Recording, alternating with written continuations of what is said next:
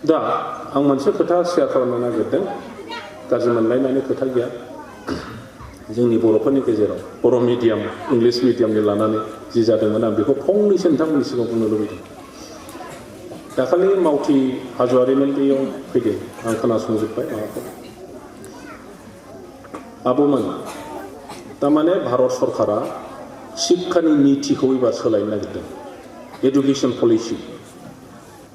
नैबे विंटार सेसनावनो बिलखौ पार्लियामेन्टआव एमपिफ्रा डिसकासन खालामगोन पास खालामगोन फैगौ एकाडेमिक इयारनिफ्राय बे आयेनखौ लागु खालामनो नागिरदों मोनसे कलेजाव 2500 छात्र छात्री गैयाब्ला बे कलेजा बन्द जागोन क्लास 1 निफ्राय क्लास 12 सिम जागोन स्कुला गभर्नमेन्ट स्कुलबाबो प्राइभेट स्कुलबाबो दा नोंथांमोनहा बे स्कुलखौ फोथांनांगौब्ला क्लास 1 निफ्राय आरम्भ खालामदों क्लास 12 सिम थाहैनांगोन जेसेबां गभर्नमेन्ट स्कुलफोर दङ बिसोरबो आइडिया बेनो क्लास 1 निफ्राय क्लास 12 सिम ओंखायनो जेराव सम्भब बेवहाय LP school ME school high स्कुलखौ ज' खालामनाय जाबाय जेनेबा रानिखाथायाव एलपि स्कुला नैबाव दङ एमइ स्कुला बाहाय दङ बेयावनो हाई स्कुलबो दङ ओंखायनो बेखौ गंसेनि खालामनाय जाबाय गोदो हेडमास्टारा 3मोन दा सासेल' हेडमास्टार जाबाय तद्रुप सान्तिपुर बेफोरखौ खालामनाय जाबाय दा बेवहाय बुंदों बे आयेनाव क्लास 9, 10, 11 आरो 12 बियो मोनसेल' सेक्सन जासिगोन गोसोआव लादो सेंग्राफोर बे आयेना बुंदों मेट्रिक परिखा गैला मिथिबाय मेट्रिक परिखा होननाय थानाय नंला जोंना बिमा बिफा आंनाबो फिसाला मेट्रिक परिखा पास खालामबायलै नै 34 मोनथारदों 34 नाम्बार मोनथारदों माइक गंसे लायनानै दाउला खासि सिथारनानै हरसे लोंलायनानै माइक दामलायनाय रंजानाय पार्टि बिदि नङा होमबा बहुदा बिदि खालामदों दा बे मेट्रिकआ थानाय नंला सेंग्राफोर सिख्लाफोर क्लास 9, 10 आरो हायार सेकेन्डारि बियो मोनसेल' जासिगोन बेनिफ्राय सेमिस्टार सिस्टेम जासिगोन मोनसे क्लासाव मोननै परिखा होनांगोन बिसोर आफ्टार एभरि 6 months 6 मान्थनि उनाव परिखा जागोन 8था सेमिस्टार जागोन दा बेखौबो बुंदों क्लास 9 आव जि भाषा बियो क्लास 12 सिम थांसिगोन बेयाव इन्सट्राक्सन खालामो बर' मिडियामजों बर' भाषाजों अब्ला बियो मेट्रिकसिम क्लास 10 सिमाव थानाय 12 सिम थांगोन हिन्दीजों जुदि 8 आरम्भ खालामो होनबा 12 सिम थांगोन दा बेखौ नायनानै जोंहा बर'फोरनाथ' क्लास 10 सिमल' 11 आरो 12 आव बर' मिडियाम खालामनो ना खालामा बेखौ लानानै जोंनाव एसे गावजों गाव बखिलायनाय फैदों इउटिउबाव बयबो नुजोबखाबाय दा बेवहाय बखि जाग्राया आं 1 नाम्बाराव 2 नाम्बाराव जोंहा हाग्रामामोन जों बिपिएफफोर थाबाय दा जोंखौ मानो बखिदों आं बेखौनो खोन्थानो नागिरदों एबसुजों बर' साहित्य सभाजों बुंबाय आसाम गभर्नमेन्टआव थांनानै जे बर' मिडियामखौ क्लास 11 आरो 12 आवबो सोदेरनांसिगौ आसाम गभर्नमेन्टआ बुंबाय जोंहा बादा होनांगौ जेबो खोथा गैया खालामनाय जाथों होनना बुंबाय आसाम गभर्नमेन्टआ सानलायबाय बर' मिडियामाथ' बड'लेण्डआवसो बांसिन दं आसामावथ' खम दं गतिके बिटिसिआ मा बुङो बेखौ एसे अपिनियन बर'आव मा बुङो अपिनियन माने बिटिसिआ मा बुङो बेखौ खोनासंग्रोनाय जाथोंसै होननानै जोंनाव बिटिसिआव लिरहरबाय जोङो रायलायबाय बिटिसिआव बेखौ बे स्टेटखौ लानानै बेनिफ्राय सिबआ बुंबाय जे बियो जिहेतु शिक्षा बिभागनि ओंखायनो डेपुटि चिफ खाम्फा बरगयारिया बेखौ थिग थाक खालामथोंसै होननानै आंनो दायित्वखौ होबाय दा बेवहाय रायलायदों মই kindly then above that I'm talking about the problems that we are facing in regarding Bodo Media. तो बर' साहित्य सभा आरो एबसुआ बुंबाय जे बेखौ बर' मिडियामखौ 12 सिम लांनांगौ हारसाफोर बायदि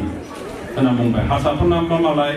कलेजाव ओरै लिरनायखाय सब पास जायो जोंना इंलिसजों लिरलांनायखाय पास जाया बेखौ बुंबाय दा बेखाय आसाम गभर्नमेन्टआ बुंबाय बेथ' नोंसिनिसो खोथा होननानै जोंहा जेबो बुंनांगौ गैया नोंसोरनिसो खोथा नोंसोर लानो हायो राव बिदिब्ला बिटिसियावसो 99% बर' मिडियाम स्कुला दङ बिटिसि अथरिटिनिफ्राय एसे अपिनियन लानाय जाथोंसै होननानै बिटिसियाव लिरहरबाय जोङो काउन्सिलाव रायलायनानै बेखौ एडुकेसन डिपार्टमेन्टआ नायथोंसै होननानै आंनो दायित्व होबाय बेखाय आं बुंबाय जोंनि डाइरेक्टरखौ जे नोङो मोनसे सेमिनार लेंदों जेरावहाय गासिबो बर'फोरनि संगठनफोरखौ लेंहरजोबदो आरो मा बुङो खोनासंदो बे रोखोमै सेमिनार मोनसे लेंबाय 200 जनसो मानसि फैनानै एबसु आबो बर' साहित्य सभा बिथांमोनहा बुंबाय जोंहा डिसिसन जाखाजोब्बाय बिटिसिआ बेखौ जास्ट इमप्लिमेन्ट खालामनांगौ मानो रायलायबावनांगौ दंमारो होनबाय आं बुंबाय जे जोंहा गोदो बिराद गिदिर मोनसे समस्या जादों रमान स्क्रिप्ट आन्दलन खालामलाबायदो देबनागरि लाबाय बेनिफ्राय जोंनि दानि मास्टारफोर जों जायफ्रा असमिया स्क्रिप्टजों फरायदों बिसोरो गोनो गोथो जानानै गाज्रि मोननानै थाबाय रावबो खन्थाइ मोनसे लिराखिसै रायथाइ मोनसे लिराखिसै जेन' बियो जुग जुग सारा जीवन थालांगोन बेखौ खेबसेयैनो डिसिसन दाला जोंहा गोबां लेखा गोरोंफोर दङ जायफोरखौ जोङो आइएस होनो आइपिएस होनो डक्टर होनो इन्जिनियार होनो गिदिर गिदिर अफिसारफोर दङ बिथांमोनखौ लाफानानै खेबसे सावरायबावदिनि 5000 जनसो मानसि लेंहरनानै सावरायनि आरो बिनि थाखाय बिटिसिआ जेसेबां फैसा नांगौ गारजोबथों होननानै आङो अर्डार होबाय जे 1 कोटि फैसा बिनि थाखाय जों होननानै डिसेम्बरनि गेजेराव बेखौ सेमिनारखौ लिंनानै होदों खारन आयेना दाबो पास जायाखै दाबो पार्लियामेन्टआव प्लेसआनो जायाखै होननानै आं डिसेम्बराव लिरदो होननानै बुङोमोन बेनि गेजेरावहाय जेरैबायदि जोंखौ आंखौ पार्टिकुलारलि बर' मिडियाम उथायनो नागिरदों बिटिसिआ इंलिश मिडियाम खालामजोबनोसैनो मास्टार मावनानैबो जोङो जानो मोनला बे बिटिसिआ ओरै जोंनि जातिखौ धंस' खालामनो जि जानला मोनला खोथा बुंबाय बेयो बिराद भुल बे बुंनायफ्रा बिदि नंथ्रा बेखायनो बेफोरखौ मानो इस्यु खालामबावनो जोंनि गेजेराव मानो नांलाय खमलाय जाबावनो होननानै दाखालि जोङो इसि मिटिंआव डिसिसन लाबाय जे जेरै लुबैदों बिदिनो खालामनानै होथोंसै होननानै डिसिसन लानानै जों आसाम गभर्नमेन्टनो लिरहरबाय दा क्लास 12 सिम बर' मिडियाम जासिगोन गुड आफा खबदों दाना आफा खबनायनि नेगेटिभ इम्पेक्टखौ नायदों नेगेटिभ इम्पेक्टखौ आं बिदि नङा सोरबा बिदि नङा सावरायनायाव सोरनावबा कारो आघात লাগিব नालागे बस्तुটো বিশ্লেষণ কৰা एनालाइसिस কৰা मोर थिंकिंर एगेन्स्टआव जुदि যায় সেইবোৰ বেয়া পোৱাৰ কোনো যুক্তিযুক্ততা নাথাকে বেয়া পাবই নালাগে কথাটো যদি সঁচা এইটো মানি ল'ব লাগে এইটোৱে আচল কথা এতিয়া আমি দেখিবলৈ পাওঁ মই নকওঁ ইয়াৰ টিচাৰ্ছসকলে নিজৰ ল'ৰা ছোৱালীক ইংলিছত দিছে বুলি মই নকওঁ মই ৰিচাৰ্চ কৰিছিলোঁ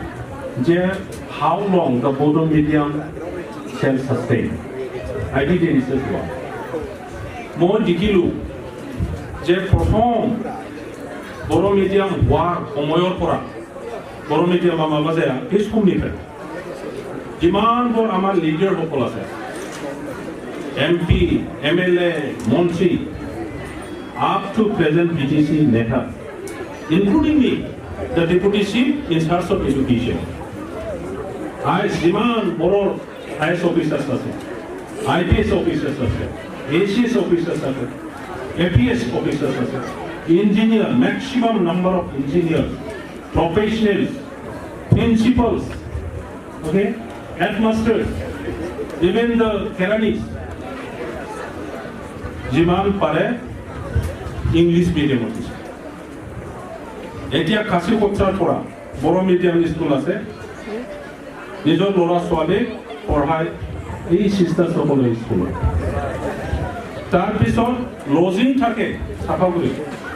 নহ'লে মটৰ চাইকেল দি আনে গাড়ী দি আনে বহুত বড়ো মিডিয়াম টিচাৰ্ছ আছে primary teachers I am not talking about the high school teachers or the college teachers আপুনি এইটো কলেজত যাওক বড়ো টিচাৰ্ছসকলৰ এইজনো কিবা পঢ়া নট চিংগল তো আমি বিচাৰিছোঁ যে